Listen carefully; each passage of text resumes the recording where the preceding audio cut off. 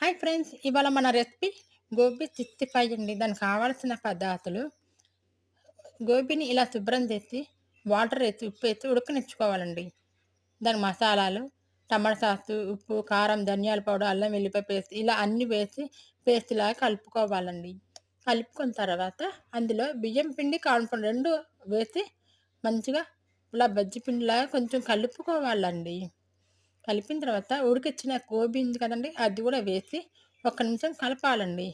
కాగిన నూనెలో వేసేసి ఎర్రగా గోల్డ్ కలర్ వచ్చేంత వరకు వేయించుకోవాలండి. అంతేనండి. ఎంతో రుచికరమైన గోబీ 65 రెడీ. టమాటా సాస్ ఏసి పిల్లలకిచ్చారంటే చాలా బావుంటుందండి. ప్లీజ్ మంచి మంచి వీడియోస్ మీ ముందుకొస్తానండి. సబ్స్క్రైబ్ చేసుకొని లైక్ కొట్టండి. మన వీడియోస్ ఇంతవరకు ఆదరిస్తున్నందుకు అందరికీ చాలా చాలా థాంక్స్ అండి. థాంక్ యూ అండి.